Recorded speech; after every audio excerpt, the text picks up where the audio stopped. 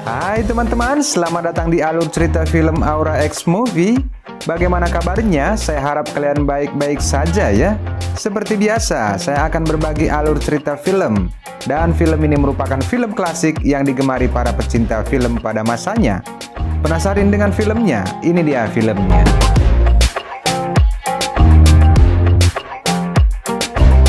Film ini menceritakan tentang puluhan napi yang divonis hukuman seumur hidup yang ditempatkan di sebuah pulau yang jauh dari jangkauan dunia luar. Dan para napi bebas melakukan apa saja. Mereka tidak terikat aturan, namun harus bertahan hidup dari serangan sesama napi lainnya. Oke, tak usah berlama-lama, kita langsung saja menuju alur cerita filmnya. Tapi sebelum lanjut, ada baiknya kalian subscribe channel ini dan klik loncengnya agar tidak ketinggalan video berikutnya.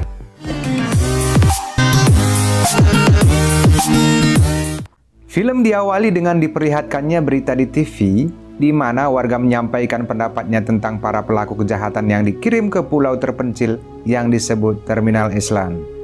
Warga Amerika mendukung kebijakan yang diterapkan oleh negara, yaitu bagi pelaku kejahatan yang telah divonis penjara seumur hidup akan ditempatkan di pulau terpencil. Dan semua narapidana yang dikirim ke pulau tersebut tidak akan terikat oleh aturan, dan tidak ada penjaga sama sekali. Para napi yang kuat akan bertahan hidup dalam menghadapi kekerasan yang akan terjadi sesama napi. Dan semua napi mustahil keluar untuk melarikan diri dari pulau, karena keberadaan pulau itu sangat jauh dari pulau yang ditinggali manusia. Dan semua orang dilarang mendekat dan berkunjung ke pulau tersebut, selain para polisi yang membawa para napi ke pulau tersebut. Kemudian di kantor media TV, beberapa kru mengenalkan kepada kita beberapa penjahat yang telah dikirim ke Terminal Island. Beberapa gambar pun ditunjukkan. Di antaranya, Bobby dengan kasus perampokan, dan ia yang berkuasa di Terminal Island. Le Philip dengan kasus perampokan bank, dan Thomas kasusnya membunuh polisi, dan masih banyak lagi narapidana yang lainnya. Nanti juga kita akan melihat bentuknya satu persatu. Kemudian kita akan diperlihatkan Terminal Island untuk para napi, dan tampak sebuah perahu petugas kepolisian mendekat ke arah pulau. Di perahu ada 3 orang polisi dan seorang napi wanita bernama Carmen. Tiba di dekat pulau, salah satu polisi membuka borgol Carmen dan menyuruhnya menandatangani sebuah surat yang menyatakan bahwa dia telah meninggal. Carmen merasa itu tidak masuk akal dan tidak mau menandatangani surat itu. Dia malah membuang kertas tersebut. Carmen lalu melihat beberapa mayat napi di air dekat pulau itu. Setelah kepergian para polisi, Carmen berjalan di pinggiran pantai membawa tas ransel. Di ranselnya ada sedikit bekal untuk bertahan hidup. Ketika ingin membuat perapian di dekat pantai, salah seorang napi di pulau itu menghampirinya. Pria itu bernama Milford. Dia dulunya seorang dokter, namun karena masalah dalam karirnya, di mana dia dituduh menyebabkan pasiennya meninggal dan dinyatakan bersalah dan dihukum seumur hidup. Dari obrolan singkat mereka, Carmen jadi tahu bahwa semua narapidana di pulau berjumlah 40 orang. Dan mayat yang dilihatnya di air adalah napi yang dihabisi oleh napi lainnya. Dan Milford memberitahu bahwa semua yang ada di pulau adalah pembunuh kecuali dirinya, lalu meninggalkan Carmen yang menghabiskan malam di pantai sendirian. Esok paginya, Carmen berjalan menyusuri pulau dan menemukan beberapa napi lain dan beberapa gubuk reot. Lalu Carmen mendekat ke arah mereka. Di tempat itu tampak pria yang bernama Bobby. Ia adalah bos bagi napi, dan pria yang berotot besar yang bernama Biksu. Ia merupakan tangan kanan Bobby. Puluhan napi di tempat itu melayangkan pandangan ke arah Carmen. Mereka menatapnya seolah-olah ingin memangsanya. Carmen pun berjalan dengan santainya, namun langkahnya terhenti ketika menatap Bobby dan Biksu, dan 3 napi cantik keluar dari gubuk. Setelah melihat Carmen sebagai orang baru di pulau itu, Bobby segera menyuruh Biksu memberi pelajaran kepadanya. Dia tak menyangka akan mendapat sambutan yang menyakitkan. Dia pun melawan, namun Biksu si kekar menghempaskan tubuhnya dan menginjak kepala Carmen hingga tak berkutik.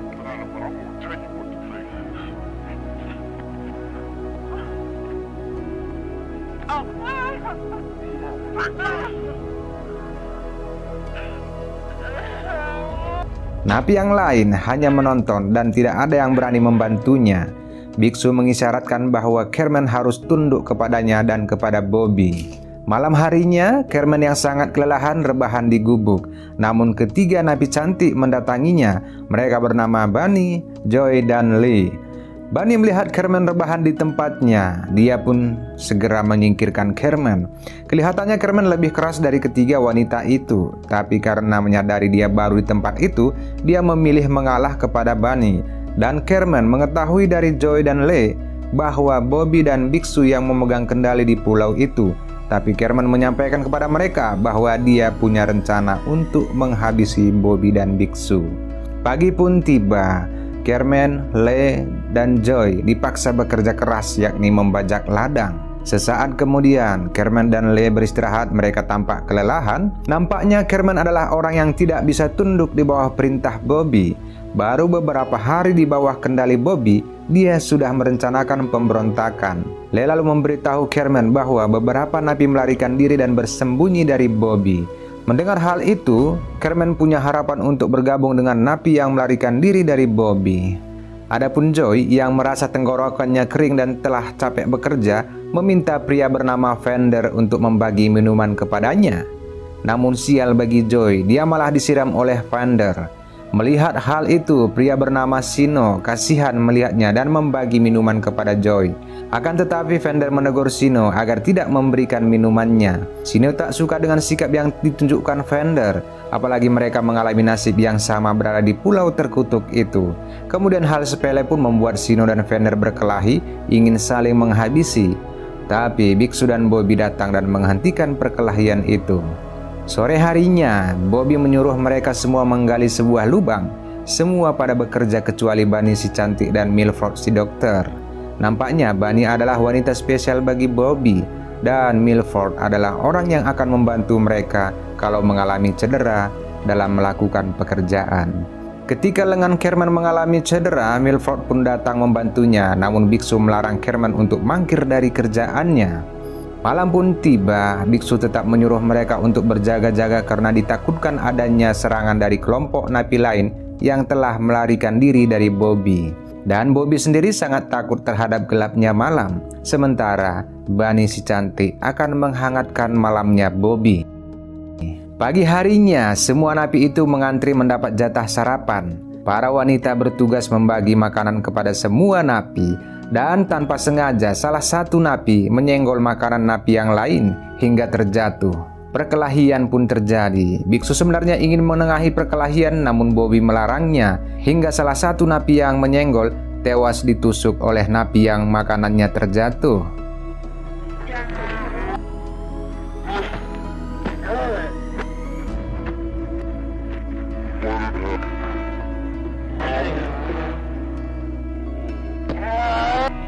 Hal sepele menjadi hal besar bagi para napi ini, hanya kekerasan yang terdapat pada semua napi ini. Sementara beberapa napi yang sempat melarikan diri dari Bobby kini terlihat.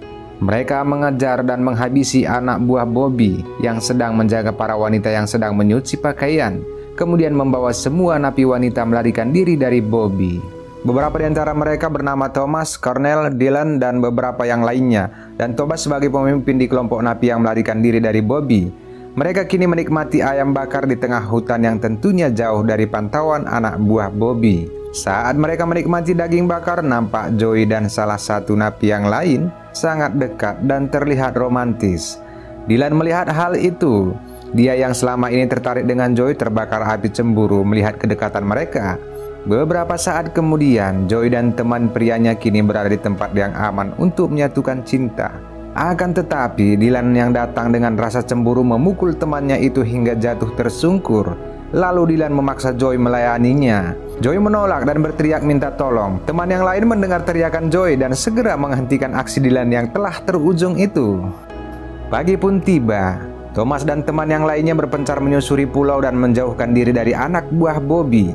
Sewaktu Joy dan Lee berdua, Lee menemukan niter. Lee sedikit lebih cerdas dari yang lainnya. Dia tahu niter itu mengandung kalium nitrat dan jika dicampurkan dengan belerang dan arang akan menghasilkan bubuk mesiu dan beberapa granat tangan. Hal itu bisa mereka gunakan sebagai senjata untuk melawan Bobby dan anak buahnya. Sementara itu, Dylan menemukan Joy sedang mandi sendirian di sebuah sungai. Joy tahu bahwa Dylan telah lama memendam hasrat kepadanya. Dia pun mengajak Dylan ke suatu tempat di mana terdapat sarang lebah yang banyak madunya. Joy berpura-pura ingin melakukan hal yang enak dengan Dylan. Dia lalu mengolesi tubuh dan pusaka Dylan dengan madu dan menyuruhnya memejamkan mata. Dylan menikmati semua apa yang dilakukan Joy dan tak tahu bahwa Joy akan mengerjainya. Lalu Joy kemudian memulai aksinya. Dengan sengaja dia memukul sarang lebah hingga lebah bertabur dan puluhan lebah pun mencubit tubuh Dylan hingga dia merasa sakit tak tertahankan di sekujur tubuhnya dan berlari menceburkan diri ke sungai. Joy merasa puas telah mengerjai Dylan. Tiba-tiba anak buah Bobby menyerang Thomas dan teman-teman. Perkelahian pun terjadi dan beberapa di antara mereka tewas.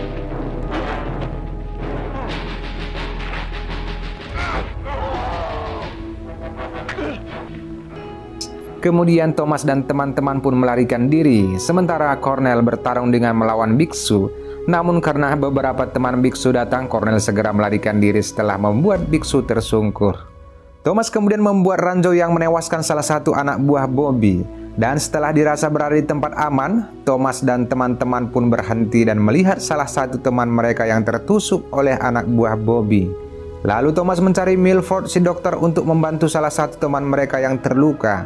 Tak berapa lama dia pun menemukan Milford dan membawanya kepada teman mereka yang sekarat. Akan tetapi teman mereka yang sekarat akhirnya tewas.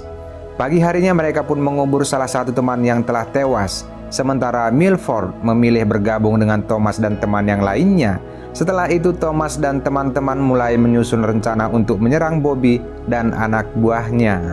Dan mereka akan membuat beberapa senjata dalam menghadapi kelompok Bobby. Dimulai dari Kerman dan beberapa teman membuat sumpit beracun. Dan Lee akan membuat granat tangan seperti yang direncanakannya sebelumnya.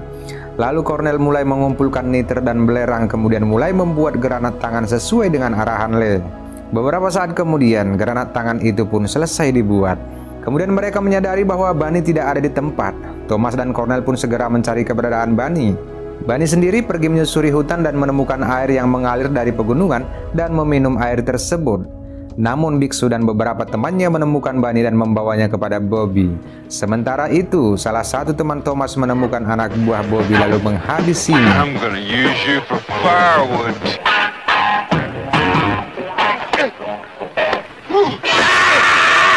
Setelah membawa Bunny ke hadapan Bobby, mereka pun mengetahui bahwa perahu polisi akan berkunjung di pagi hari ke terminal Island. Dan Bobby berencana mengumpankan Bunny untuk memancing perhatian polisi. Esok paginya, tepat di bibir pantai, Bobby mengikat kedua tangan Bunny ke tiang kayu dan mengoyak pakaiannya. Lalu tubuh Bunny dicambuk dengan ikat pinggang. Sementara Kerman, Joy, dan Lee melihat bagaimana Bunny disiksa oleh Bobby dari atas tebing. Lee lalu bergegas memberitahu apa yang dilihatnya kepada Thomas dan teman-temannya. Beberapa saat kemudian perahu polisi mendekat ke arah Bunny sementara Bobby mengumpet di balik batu dan salah satu temannya menyelam di air. Lalu dua polisi mengangkat dua buah kotak ke arah pantai, kemudian polisi itu melepas ikatan Bunny. Dan satu orang polisi yang berada di atas perahu dihabisi oleh teman Bobby yang menyelam. Ia kemudian mengambil senjata si polisi dan menembak kedua polisi yang ada di pantai. Kemudian Bobby datang dan mengambil semua senjata para polisi dan pergi bersama satu orang anak buahnya. Dan satu anak buahnya berjaga di pantai. Setelah menjauh dari pantai, Bobby menembak anak buahnya yang mencoba mengkhianatinya. Sementara Thomas dan teman-teman yang tadinya menyaksikan bagaimana polisi dihabisi oleh Bobby dan anak buahnya mulai bertindak. Salah satu teman mereka menyelam ke air, lalu mendekat ke arah pantai dan menghabisi anak buah Bobby dengan sumpit beracun. Setelah itu, Thomas dan teman-teman mendekat ke pantai dan mereka bertemu kembali dengan Bunny yang tadinya bersembunyi dari Bobby setelah ikatan di tangannya dilepas oleh polisi. Sementara itu, biksu sangat khawatir dengan serangan Thomas dan teman-temannya. Hal itu disampaikan kepada Bobby. Kita kembali kepada Thomas dan teman seperjuangannya, di mana pada malamnya Milford memberitahu teman-temannya bagaimana dia dituduh menghabisi pasiennya dan semua rekan-rekannya di dunia kedokteran tidak ada yang mendukungnya, sehingga dia dihukum seumur hidup. Dan kini Milford merasa tidak ada lagi teman baginya di luar dari pulau. Untuk itu, ia ingin menghabiskan hidupnya di terminal Island. Dia dan teman-temannya sepakat segera menghabisi Bobby dan semua anak buahnya dan ingin menghentikan kekerasan yang terjadi di terminal Island. Pagi pun tiba. Thomas dan teman-teman memantau kampnya Bobby. Mereka bersiap menyerang Bobby dan anak buahnya. Rencananya Dylan, Joy, dan Bunny akan mengalirkan bahan bakar ke arah kampnya Bobby melalui saluran air yang memang udah terpasang di tempatnya Bobby. Kemudian Bunny sendiri akan menunggu kode dari teman-teman untuk mengalirkan bahan bakar dan menyalakan api. Dylan dan Joy kembali bersama teman yang lainnya. Lee dan Cornell mulai melakukan serangan dengan menghabisi salah satu anak buah Bobby. Mereka mulai melemparkan granat tangan ke arah gubuk. Beberapa anak buah Bobby tewas dan ledakan itu menghancurkan beberapa gubuk. Mendengar ledakan itu, biksu menggerakkan semua teman-temannya untuk membuat perlawanan. Lalu terjadilah pertempuran sengit di pulau itu. Kedua kubu ingin saling menghabisi. Kemudian Bobby yang berada di tempat persembunyiannya menembak ke arah Cornell dan teman-teman. Tembakan itu rupanya mengenai Cornell dan membuatnya tewas.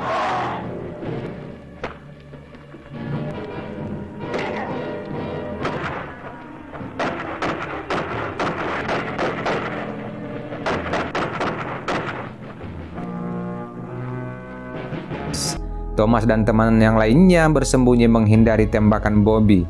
Akan tetapi, Lee nekat berlari dan melempar granat tangan ke arah camp, namun sial, dia malah tertembak oleh Bobby. Lee pun kemudian tewas. Rupanya granat tangan yang dilemparkan oleh Lee membuat biksu cedera. Dia pun berusaha mendekat ke arah Bobby yang bersembunyi di sebuah tembok.